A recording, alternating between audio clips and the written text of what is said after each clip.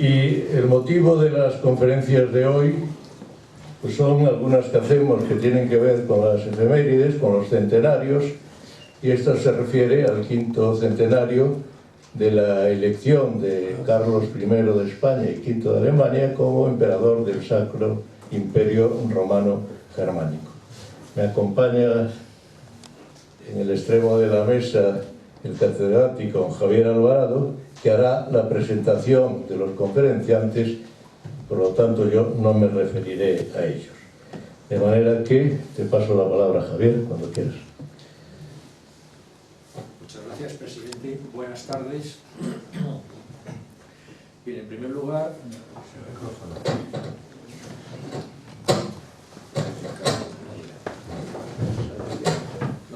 A ver, ahora, ¿no?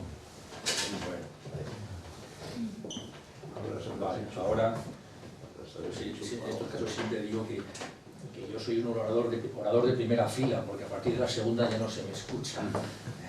Bueno, decía que en primer lugar va a tomar la palabra el profesor Jaime Salazar, y voy a dedicar unas pinceladas a mencionar brevemente su currículum.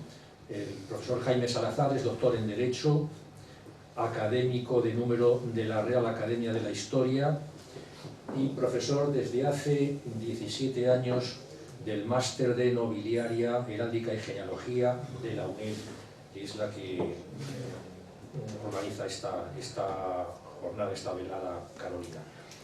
También ha sido profesor asociado de Historia del Derecho en la Universidad Nacional de Educación a Distancia, es académico correspondiente de la Real Academia de Jurisprudencia y Legislación, es académico de número y también pasado director de la Real Academia Matritense de Heráldica y Genealogía.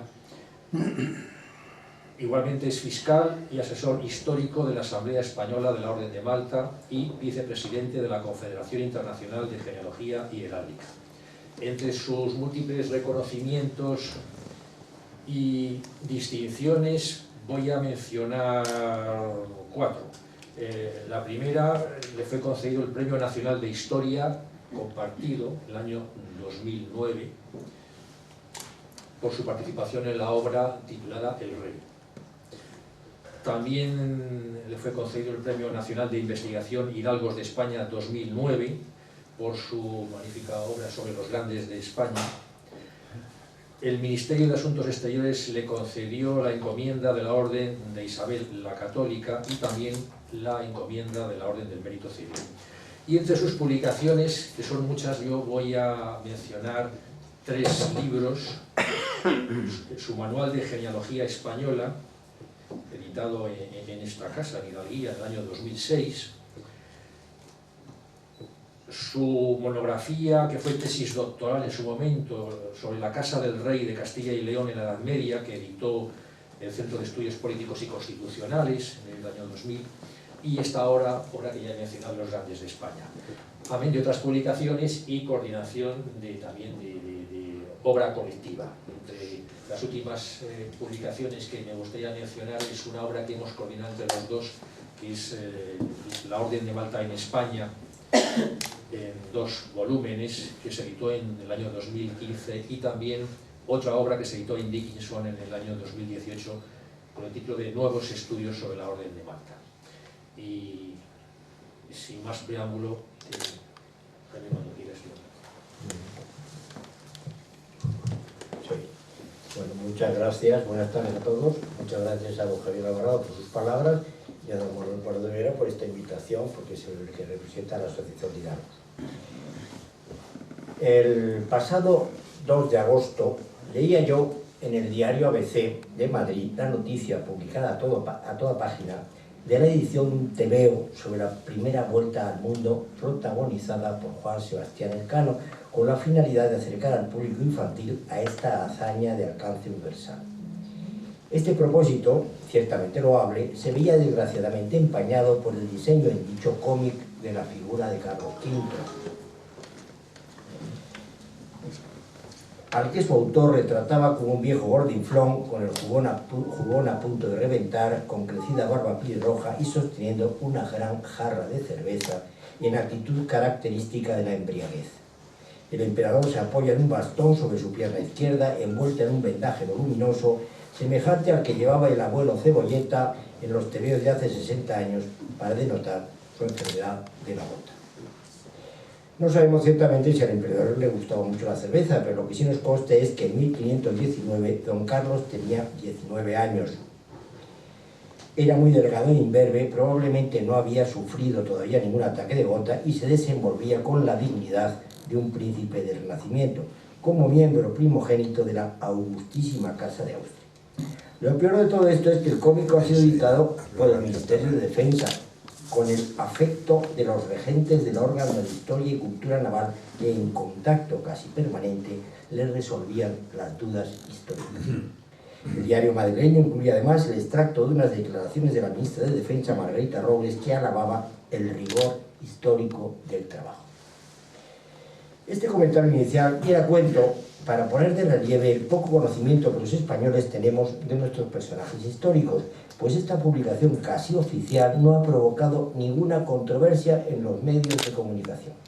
Sería impensable que nuestra vecina Francia, por un ejemplo cercano, se diseñara a Luis XIV o a Napoleón de una forma distinta a la que los franceses tienen asumida desde la primera enseñanza. Todo lo que vengo diciendo, por tanto, tiene como motivo el reforzar la justificación de ofrecer a los participantes en mi intervención de hoy, en este ciclo sobre Carlos V, un retrato íntimo del emperador. Quiero subrayar lo de íntimo, dando a este término una cierta amplitud. No nos vamos, por tanto, a referir a los acontecimientos políticos de su reinado ni a sus consecuencias para el devenir de la política europea de los siglos posteriores. Me he propuesto brindarles a continuación únicamente algunos datos y reflexiones sobre ciertos aspectos personales y familiares poco tratados por la historiografía referentes a nuestro personaje, especialmente relacionados con lo que vamos a denominar como ámbito puramente personal y dinástico del monarca. Creo que es interesante profundizar en estos temas porque su estudio nos puede ofrecer una visión de los personajes y de su época mucho más certera y auténtica, a través, por ejemplo, del estudio de la utilización de los símbolos del poder, que otras divagaciones teóricas a menudo más alejadas del contacto con la realidad coetánea y viciadas por enfoques ajenos a la mentalidad de aquellos tiempos. Vamos a profundizar, por tanto, los aspectos más estrechamente unidos con la realidad personal, familiar y dinástica del soberano. Trataré primeramente de la figura del monarca desde el punto de vista estrictamente personal y de sus señas de identidad ante sus contemporáneos, dirigidas a ofrecer una imagen determinada del poder monárquico: nombre, apellido, tratamiento, títulos y emblemas heráldicos. Posteriormente ofreceremos también un repertorio de datos, muchas veces de no fácil acceso, sobre el entorno familiar del rey, matrimonios e hijos, y su ascendencia genealógica hasta sus cuartos abuelos, es decir, hasta la generación correspondiente a los personajes que vivieron en la segunda mitad del siglo XIV. Tras esta exposición, concluiré con algunas consideraciones que se desprenden de su análisis.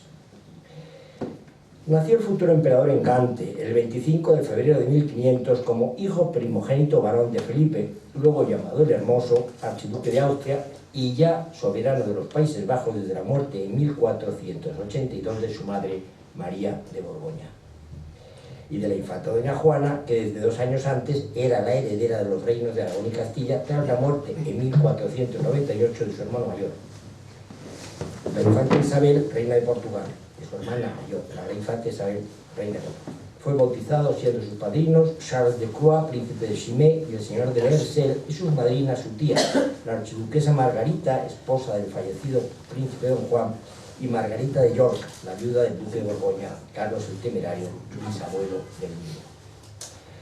El recién nacido era, por tanto, desde su nacimiento, heredero por vía paterna de los Países Bajos, compuestos por los ducados de Brabante, Limburgo, Luxemburgo y Gueldres, y por los condados de Flandes, Holanda, Zelanda, Lovaina, Namur, Artois, Hainaut y Zutphen. Todo ello lo heredaría 6 años después, a la muerte de su padre, a lo que añadiría además el condado de Borgoña-Palatina, el llamado Franco-Condado, y en 1519 la herencia de su abuelo, el emperador Maximiliano, es decir, el archiducado de Austria, los ducados de Estiria, Carintia y Carniola, y los condados del Tirol, de Habsburgo y de Friburgo. Desde la muerte de su abuelo materno, el rey católico, en 1516, ejerció de hecho el gobierno de la herencia española por la incapacidad de su madre, doña Juana, recluida en Tordesillas, pero ya titulándose rey de Castilla y León, de Aragón, de Nápoles, de Sicilia, de Cerdeña, de Córcega, de Jerusalén, de Navarra, etc. La muerte de su madre, la reina propietaria doña Juana, en abril de 1555, le constituiría también en rey de derecho, aunque solo lo ostentaría unos meses, hasta su abdicación en Bruselas en enero de 1556. El 28 de junio de 1519, el rey don Carlos era elegido en Frankfurt por los 7 grandes electores del imperio, rey de Germania y de romanos. El título imperial, no obstante, no lo podría ostentar hasta su correspondiente coronación por el sumo pontífice Clemente VII, ceremonia que se celebró de forma solemne y fastuosa en la ciudad italiana de Bolonia el 5 de noviembre de 1529.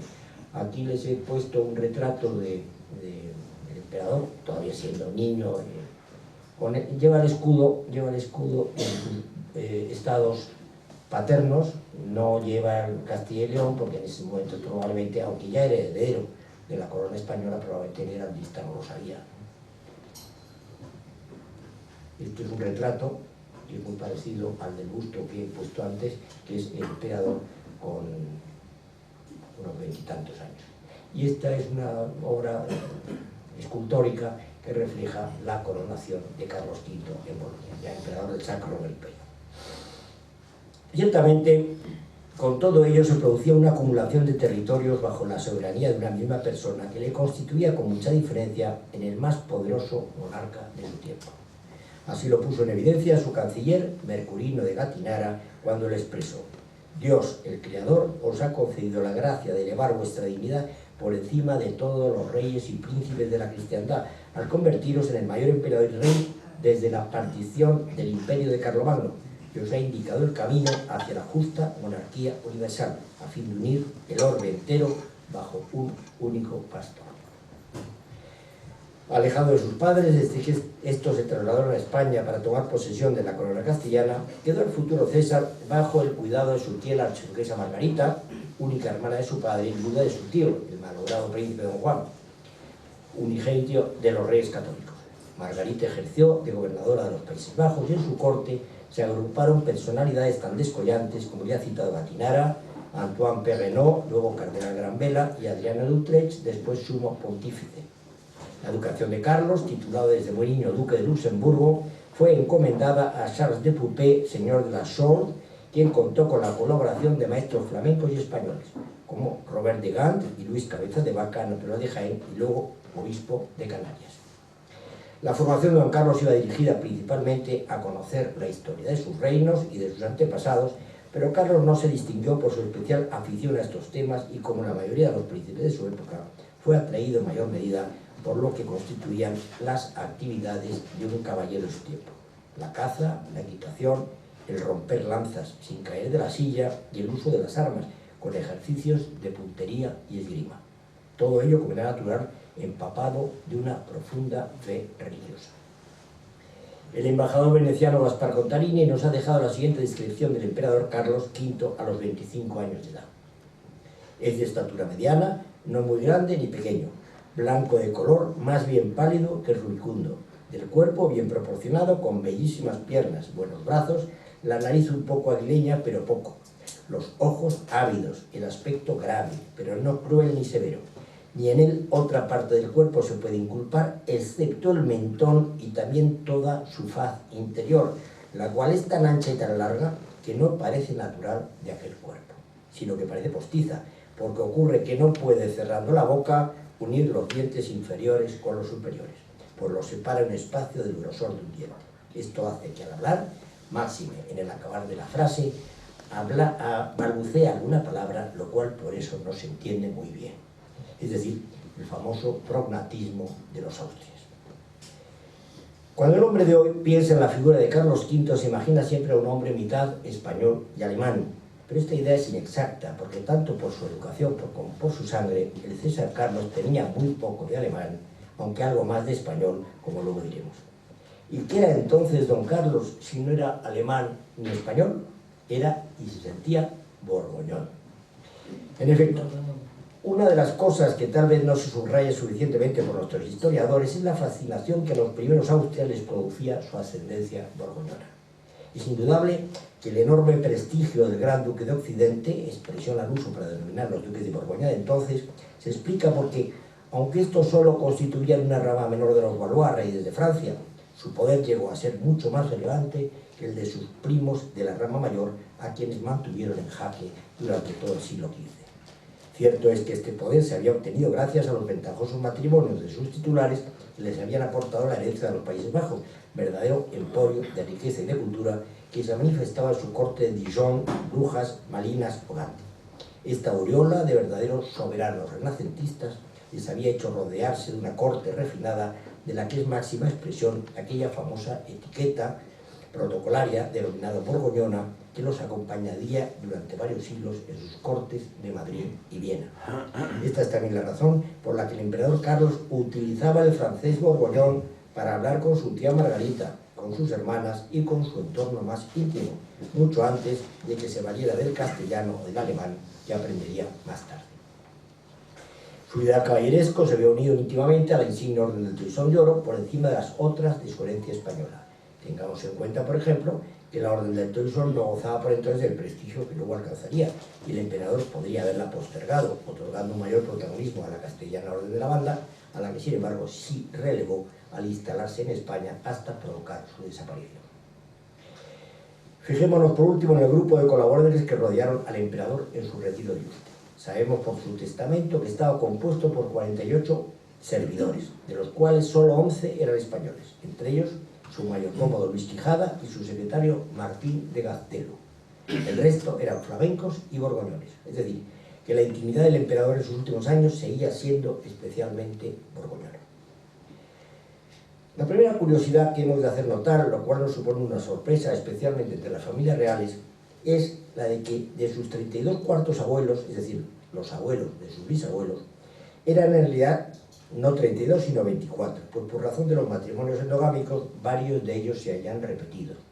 Estos personajes repetidos, como cuartos abuelos de Carlos V, son el rey portugués Juan I y su mujer, la reina Filipa de Lancaster, de quienes el emperador descendía 3 veces por ser bisabuelos de Isabel la Católica y del emperador Maximiliano, y abuelos del duque de Borgoña, Carlos el Temerario.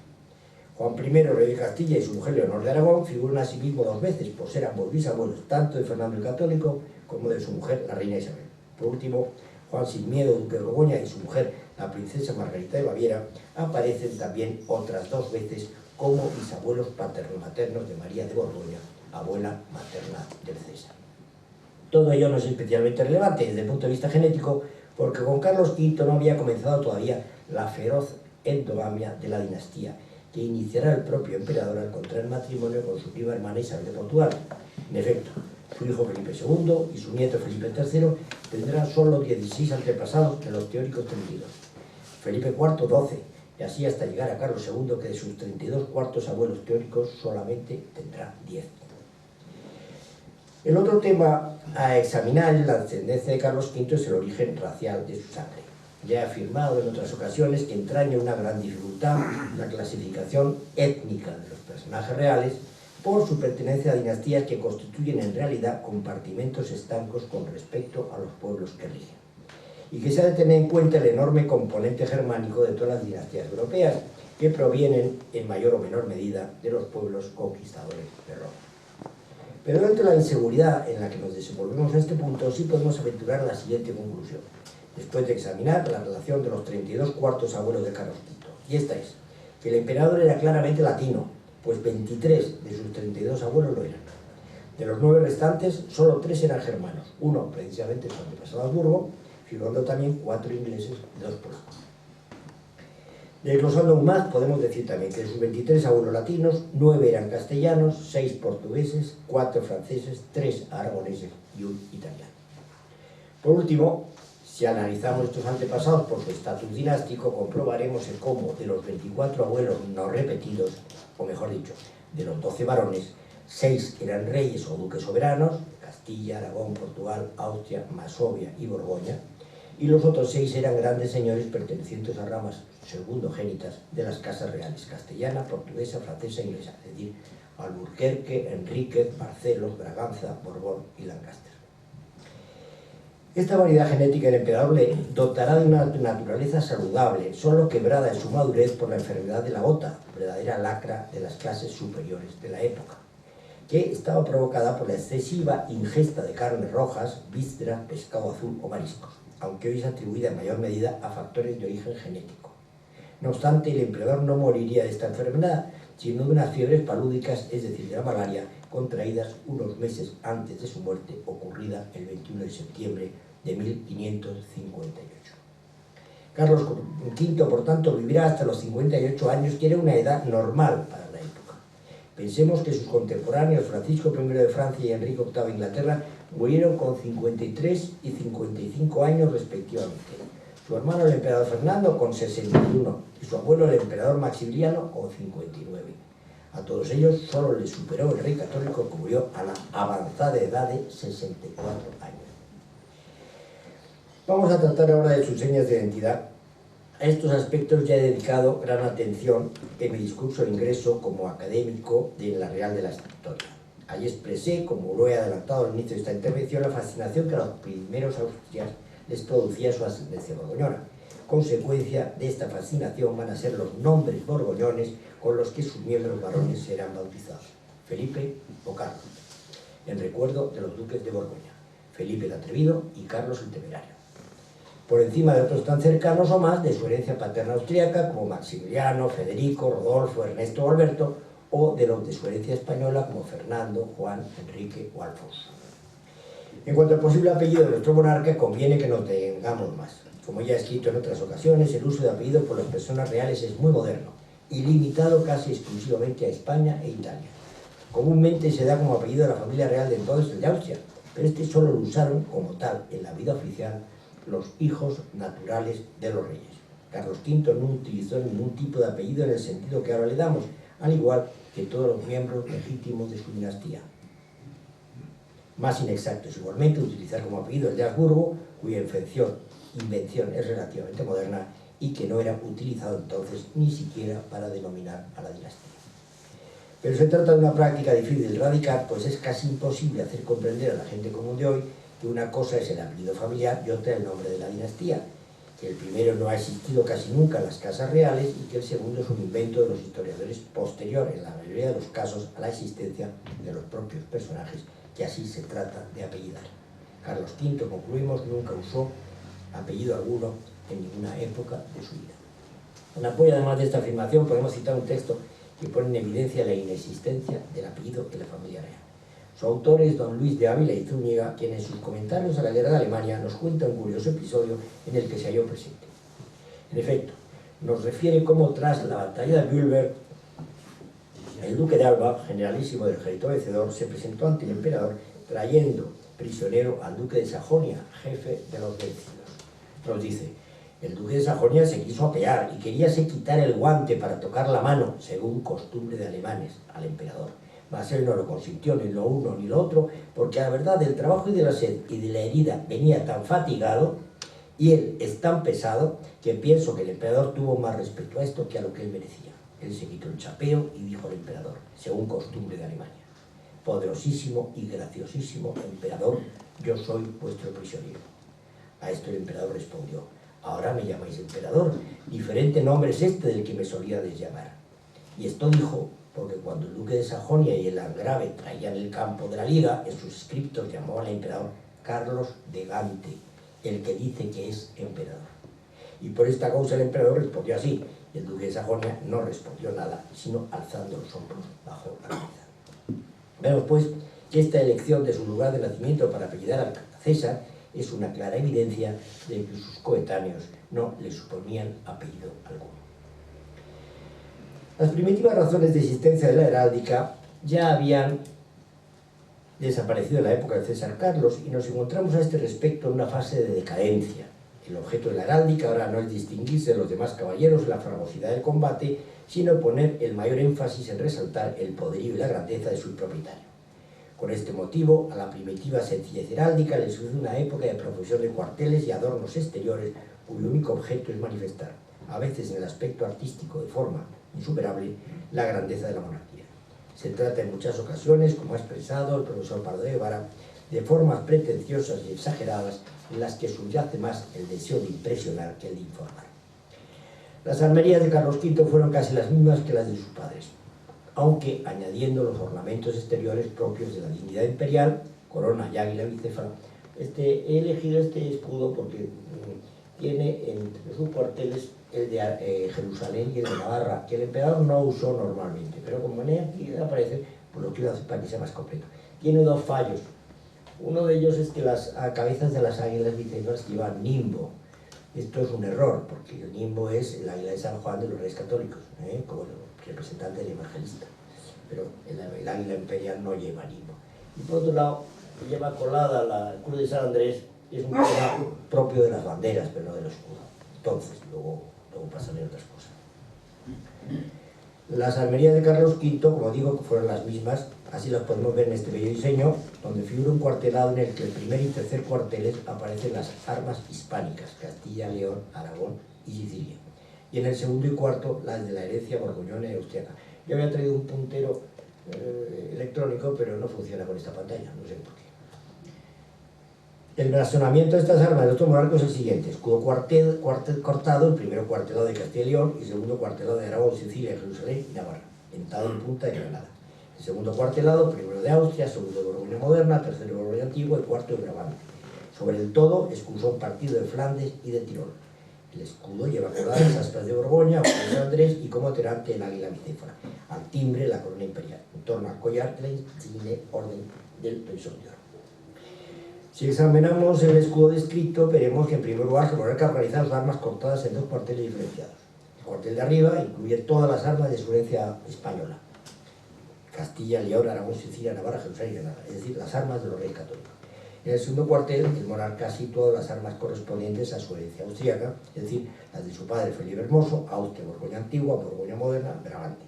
Sobre todo en escusón, Flandes y Tirol, el rey ha mezclado aquí la herencia de su bisabuelo Maximiliano, que es Austria y Tirol, con la de su bisabuela María de Borgoña. Se ha de recalcar además que las dos armerías de Borgoña antigua y moderna no representan territorios sino dinastías. Estamos todavía a caballo entre el significado familiar de las armerías y el territorial que adoptarán más tarde. El rey usa su divisa caballeresca, las columnas de Hércules, con la leyenda Plus Ultra. Ostentaba don Carlos cuando de su nacimiento el título de archiduque de Austria, como todos los varones de su casa. Y el 17 de enero de 1501, a la edad de 1 año, recibió de mano de su padre la insigne Orden del Toisón de Oro, siendo citado como el très old, très excellent et très puissant prince Charles, par la grâce de Dieu, prince d'Espagne, archiduc d'Autriche, duc de Bourgogne. Poco después le cedió su padre además a la manera feudal el título de duque de Luxemburgo. En el testamento de su abuela, la reina católica, en 1504, es llamado el infante don Carlos Nieto, hijo primogénito heredero de la dicha princesa y del príncipe don Felipe, su marido. Poco después, en las Cortes de Valladolid, era jurado como príncipe de Asturias y heredero de la corona de Castilla. Luego lo sería también de Gerona, de Viana y duque de Calabria, como heredero de las de Aragón, Navarra y Nápoles. Su abuelo don Fernando lo citará en su testamento en 1516 como el ilustrísimo príncipe don Carlos primogénito, mi nieto. Sin embargo, estos títulos van a ser poco usados en la documentación, prefiriendo siempre, como fórmula abreviada, la denominación de príncipe de las Españas, paralela a la de rey de las Españas, que por entonces comenzaba a usarse con frecuencia. Esta denominación de príncipe de las Españas las podemos contemplar ya en boca del cardenal Salviati, llegado al láter de su santidad, en una confirmación otorgada para la fundación hecha por el príncipe don Juan, hijo de los reyes católicos, a Santo Tomás de Ávila, entre la que le llama Johannes Princeps Hispaniarum. Sin embargo, este príncipe usaba todavía de forma oficial los títulos privativos del heredero de ambas coronas, como podemos ver en su testamento. Yo, don Juan, por la gracia de Dios, príncipe de Asturias y de Gerona, primogénito heredero de los muy altos y muy poderosos señores don Fernando y doña Isabel, rey y reina de Castilla, de León y Aragón. El emperador, en su testamento, se titulaba Nos don Carlos por la divina clemencia, emperador de los romanos siempre augusto, rey de Germania, de Castilla, de León, de Aragón, de las dos Sicilias, de Brunel, etc. Una lista interminable que quiero ahorrarles su relación. En ella se incluyen algunos títulos que eran una mera pretensión, como Hungría, Dalmacia, Croacia y Eslavonia, que no figuraban en la mayoría de los demás documentos imperiales, pero sí en cambio en su testamento. Peso lo ha dicho con objeto de hacer más asequible la titulación real al limitado espacio de monedas y sellos. Carlos V usará en ellos, juntamente con su madre, esta simple denominación: Carolus et Joanna Hispaniarum et Indiarum Regex. Como emperador utilizaron Carlos el ordenal Quintus, o su nombre seguido de correspondiente número romano, es decir, Carolus Quintus. En cambio, como monarca español nunca usó el ordenal de primero, como le habría podido corresponder. Ya hemos dicho anteriormente que el emperador, cuando recibió la orden de Toisón, era tratado como très autre, très excellent et très puissant, pero su abuelo, el rey don Fernando, lo llamará en su testamento de 1516 de forma más sencilla: el ilustrísimo príncipe don Carlos. Este título llevaba emparejado el tratamiento de alteza, así simplemente, puesto que el añadido rey real sería incorporado un siglo después, como luego diremos. Este tratamiento de alteza no surge de la noche a la mañana, pues es el resultado de un largo proceso que va enalteciendo progresivamente a los soberanos para diferenciarlos cada vez más del resto de los mortales. En efecto, durante la Edad Media, los monarcas peninsulares, muy semejantes todos ellos en estas cuestiones, recibían el tratamiento de merced o señoría, y únicamente entre los últimos monarcas de la Casa de Trastámara se comenzó a utilizar el de alteza. Este era el tratamiento empleado siempre ante los reyes católicos y aplicado también a sus hijos los infantes, pero la autorización de Carlos V como emperador de romanos vino a atribuirle el tratamiento de majestad, que ya desde entonces se hizo consustancial con la dignidad real. Esta denominación levantó ciertas suspicacias en España, y nos dice el cronista Santa Cruz que de este título de majestad se escandalizó algo el reino, por decir que este título más convenía a Dios que a hombre terrenal. No obstante, el emperador fue tratado oficialmente como su sacra, cesárea y real majestad don Carlos, por la divina clemencia, emperador romano siempre Augusto, rey de Germania, de Castilla, de León, de Aragón, etc. No obstante, en el trato directo se empleaba con él la expresión vuestra majestad cesárea. Su hijo y heredero Felipe II, al ascender al trono, pese a no ostentar el grado imperial, no volvió a recuperar el tratamiento de alteza, sino que mantuvo el de majestad, añadiéndole el dictado de católica. El actual tratamiento de alteza real no aparecerá hasta 1633, cuando, con motivo del viaje a Italia del cardenal infante don Fernando, hermano de Felipe IV, empezó a ser titulado alteza real para diferenciarlo de los soberanos italianos, especialmente el duque de Saboya, que ya usaban de forma generalizada el tratamiento de alteza. Vamos ahora a hablar de la descendencia del emperador. Las Cortes de Castilla, deseosos de que su rey se relacionara más estrechamente con la península, le aconsejaron contraer matrimonio con una infanta portuguesa, lo que el César realizó en Sevilla el 11 de marzo de 1526 con su prima hermana, la infanta doña Isabel, hija del rey lusitano Manuel el Afortunado, y de la infanta doña María, hija de los reyes católicos. El emperador la profesó desde el primer momento un amor muy profundo, a pesar del poco tiempo que estuvieron viviendo juntos, debido a sus muchos y constantes viajes. Se ha afirmado tradicionalmente, y parece probable, o al menos no hay ningún dato contrario, que nunca le fue infiel. De este matrimonio nacieron 7 hijos, de los cuales solo 3 llegaron a la edad adulta.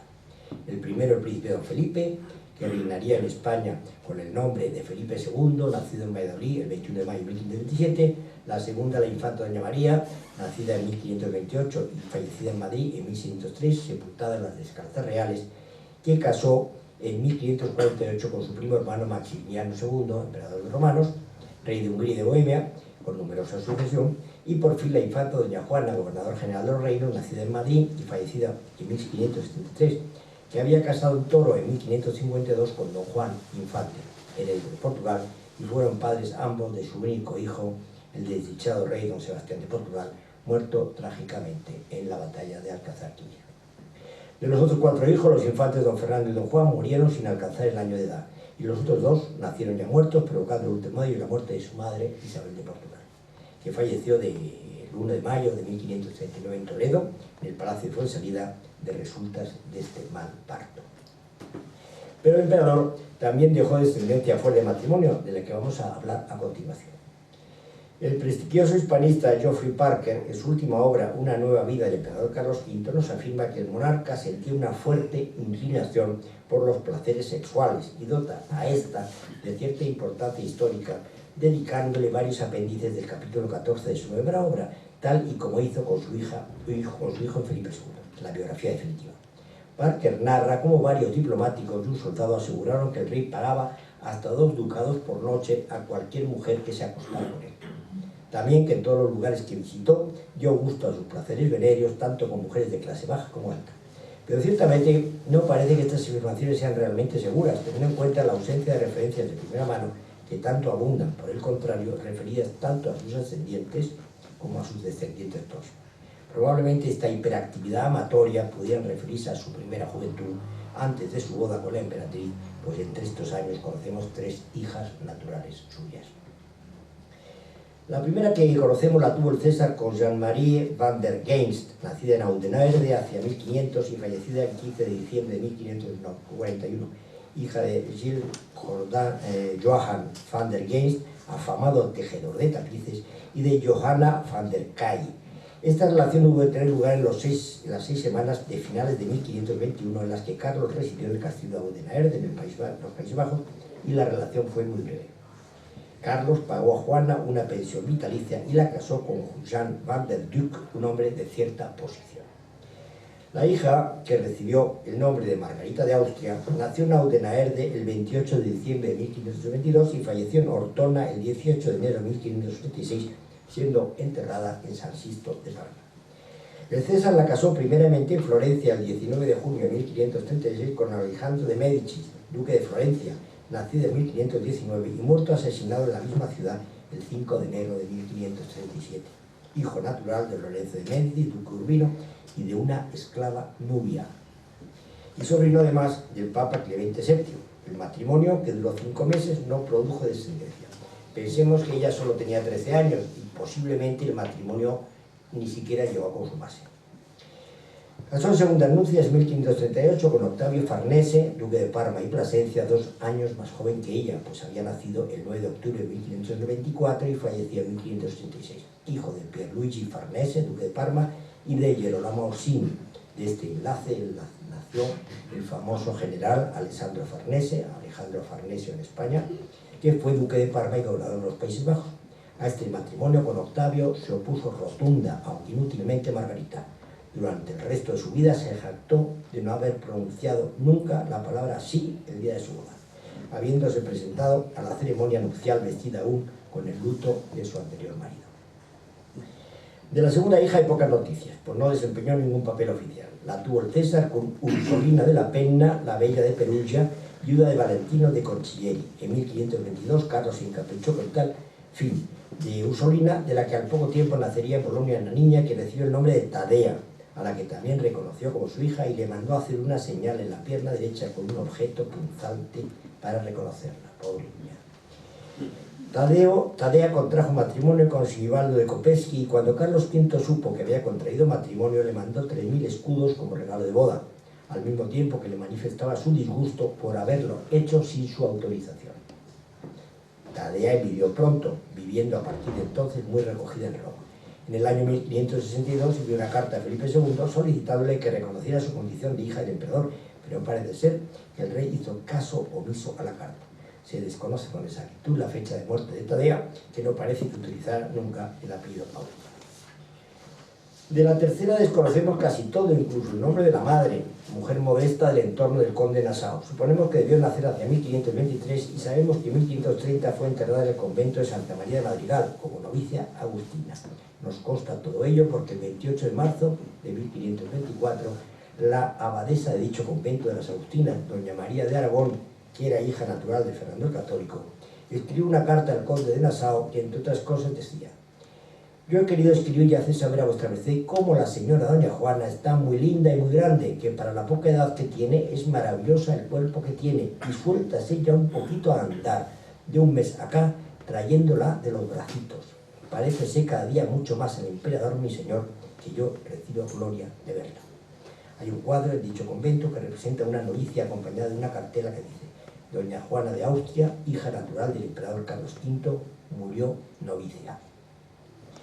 Por fin, y ya viudo de la emperatriz, el César tuvo un hijo natural con Bárbara Blomberg, hermosa lavandera de Ratisbona, luego casada en Bruselas con Jerónimo Píramo Kegel, comisario del ejército imperial en la corte de María de Hungría y fallecida en Colindres, Cantabria, en 1598.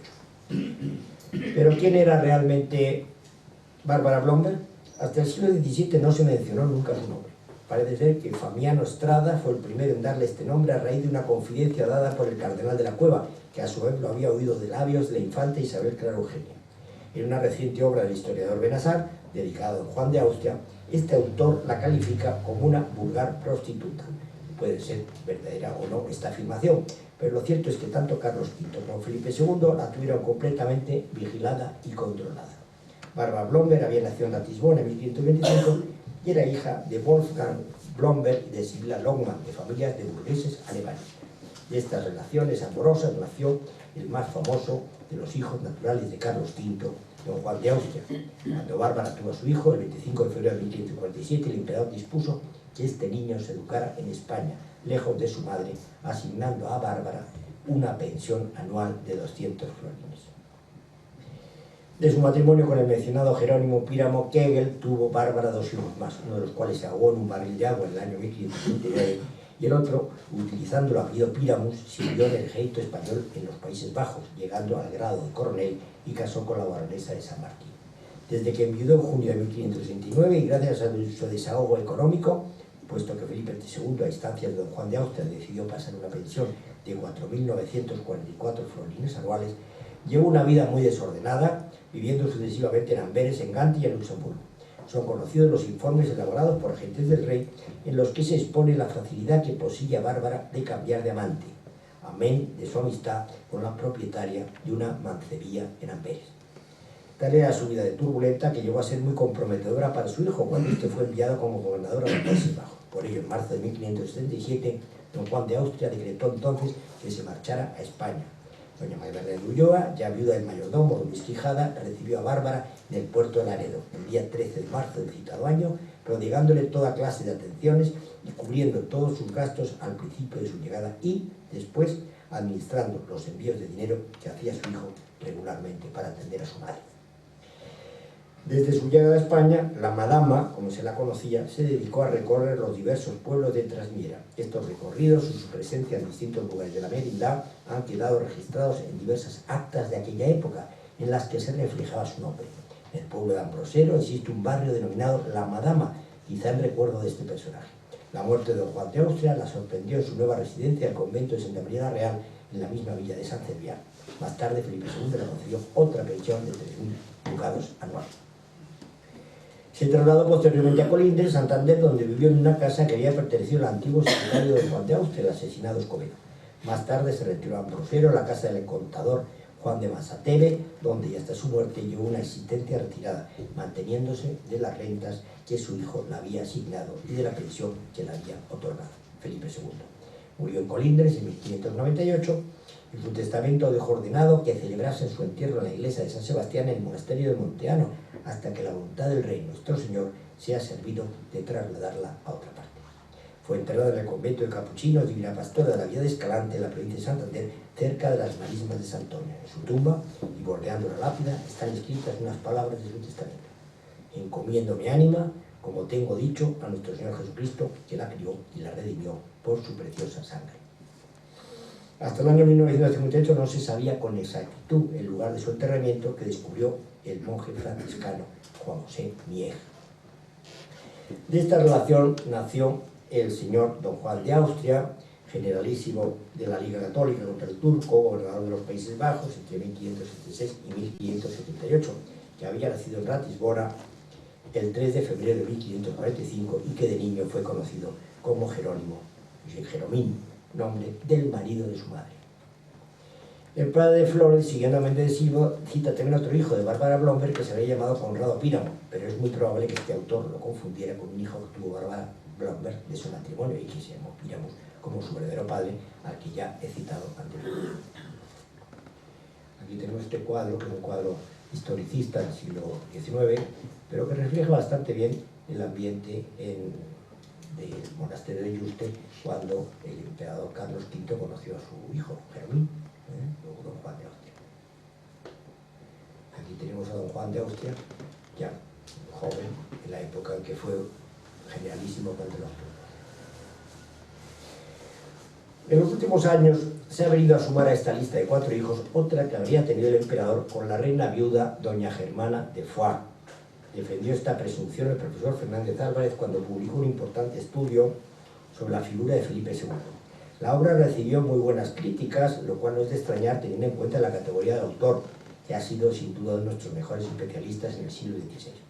En unas páginas de esta obra el autor sostiene la fundada sospecha de que nuestro emperador Carlos V tuviera relaciones con la reina doña Germana, viuda de su abuelo, y que de ellas naciera una niña desconocida por todos los historiadores hasta la fecha.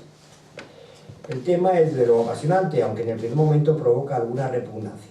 En efecto, de ser cierta esta relación, tuvo que tener lugar recién llegado el futuro emperador de España, antes de que doña Germana volviera a contraer matrimonio y él partiera otra vez para su coronación como emperador, es decir, en 1518. Lo que ocurre es que en aquellos años el futuro César tenía únicamente 18 años y la reina Germana más de 30. Además sabemos que la reina no fue nunca una mujer atractiva y por entonces era muy gruesa. Conocida en la historieta con la que el bufón Francesillo de Zúñiga hacía las delicias de la corte narrando la imaginaria historia de la noche en que la reina se había caído de la cama y de resultas había roto 2 entresuelos y matado varios criados que dormían debajo. Realmente eso era un chiste.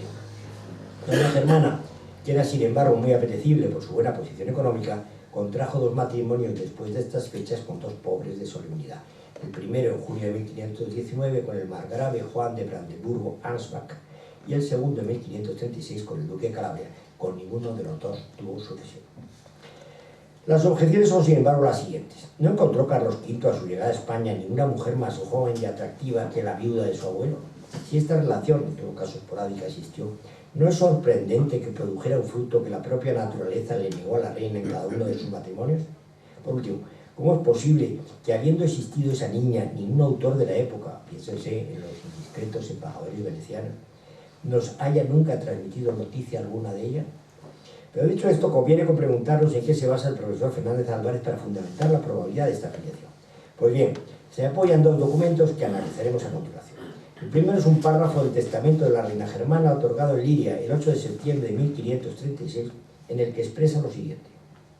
Ítem, legamos y dejamos aquí el hilo de perlas gruesas de nuestra persona, que es el mejor que tenemos, en el que hay 133 perlas, a la serenísima doña Isabel, infanta de Castilla, hija de la majestad del emperador, mi señor e hijo, y esto por el sagrado amor y voluntad que tenemos a su Alteza. Fernández Álvarez, después de calificar este texto, no sabemos por qué, como asombroso, arguye que, aunque efectivamente no precisa el lazo que le unía a ella, salvo esta indicación de su gran amor y voluntad, cabía sospechar que se trataba de su hija, pero nada más. Pero aquí le usted, profesor, incurre una sospecha absolutamente infundada, pues es necesario para que una mujer sin hijos deje un legado a una niña, el que ésta tenga que ser hija suya. Pero el profesor continúa afirmando que lo definitivo según él es sin embargo otro documento, que consiste en una carta del duque de Calabria, viudo de la reina doña Germana, dirigida a la emperatriz Isabel, mujer de Carlos V, en la que le dice lo siguiente. Vea vuestra majestad el legado de las perlas que deja a la serenísima infanta doña Isabel, su hija. Vuestra majestad mandará escribirme, si es servida, que se le envíe con nombre propio. La conclusión de nuestro ilustre académico es la siguiente. Por lo tanto, el duque de Calabria no lo precisa. Esa Isabel de Castilla, a la que doña Germana señala en su testamento como hija del emperador, era también, en efecto, hija de la reina Germana. Pero para llegar a esta conclusión no nos dejan de asombrar estas varias circunstancias. La primera, ¿por qué se atribuye un valor filiatorio a la expresión su hija cuando se aplica a la citada infanta en el segundo documento?